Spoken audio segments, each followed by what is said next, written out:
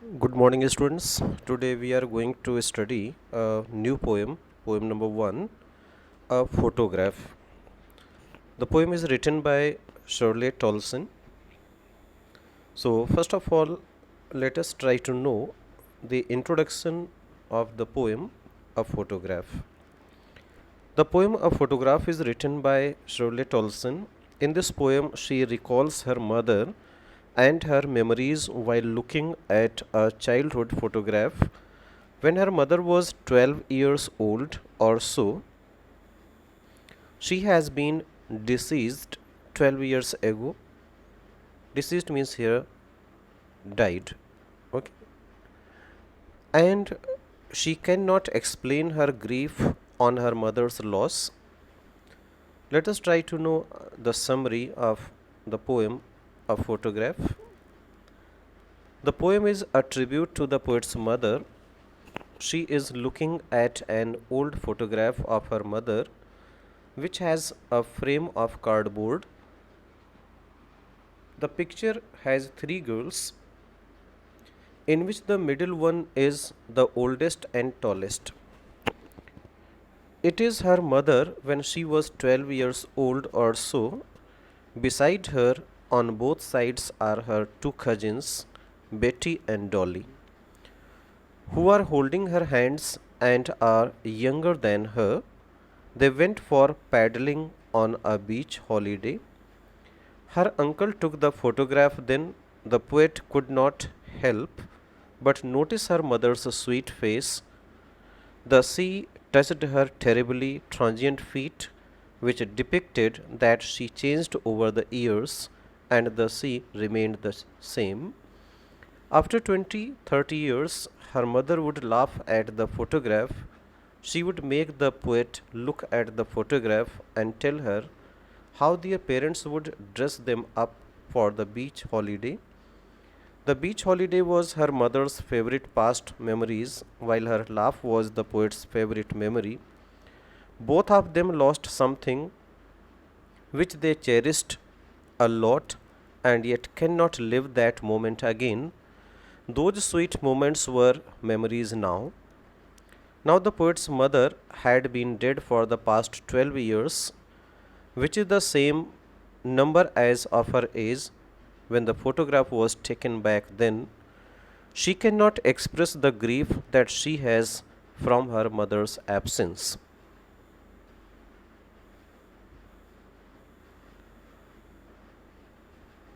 Now, dear students, let us have the poem line by line explanation.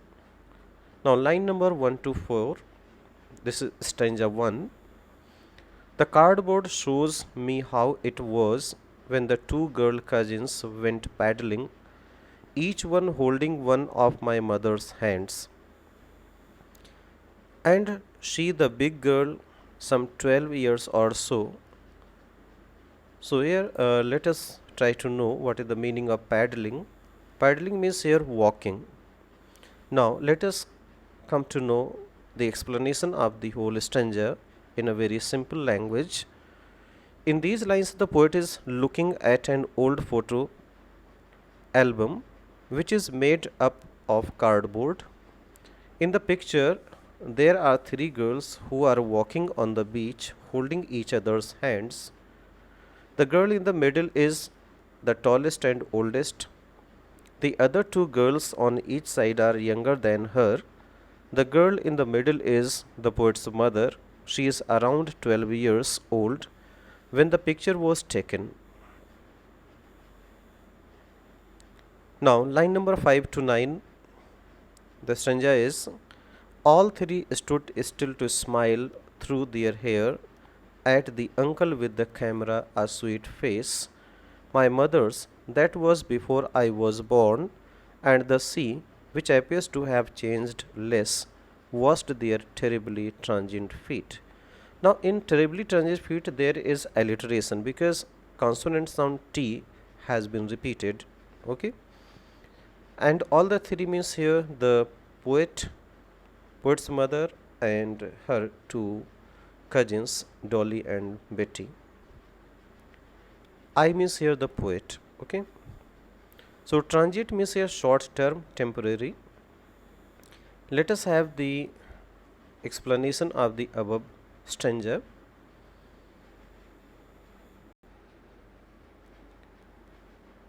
In the above lines, the poet describes how the photograph was taken. Her mother's uncle took the photograph and told them to stop and pose. All three of them left their wet hair open and smiled at the camera. The poet's attention is drawn towards his mother's face, which is described as a sweet face. The photograph was taken long before the poet was born. The poet calls their feet terrible transient, as they were so young by then and now they had grown older. On the other hand, the sea which touched their feet has changed less. Now, line number 10 to 13, the stanza is some 20-30 years later. She would laugh at the snapshot. See Betty and Dolly. She would say, and look how they dressed us for the beach, the sea holiday. Now, here she refers to the poet's mother. What would be the reaction after 20 or 30 years later while watching that snap by poet's mother? Snapshot means here photograph. Explanation of the above stanza is after 20-30 years later, she would laugh at the photograph. She would tell me to look at her cousins, Betty and Dolly, and how their parents would dress all three of them up for the beach. They would have planned to take a photograph beforehand. Now, line number 14 to 15. Was her past, mine is her laughter. Both rhyme with the labored ease of loss. Dear students, rhyme means here ironic, means mocking. Okay. The explanation of the above stanza is the poet recalls the sea holiday was her mother's favorite moment from the past, while the poet's favorite moment from the past was her mother's laughter. Both the women would think about those past memories which they cannot live again. They tried their best to adjust to what they lost. Now let us have line number 16 to 19. Now she has been dead nearly as many years as that girl lived, and of this circumstance there is nothing to say at all. Its silence silences. Now, first of all, in the last line there is alliteration, and second is oxymoron, because how a silence can make silences. Okay, this is contradictory. Okay. Silence means here a complete absence of sound. Now let us have the explanation of the above stanza.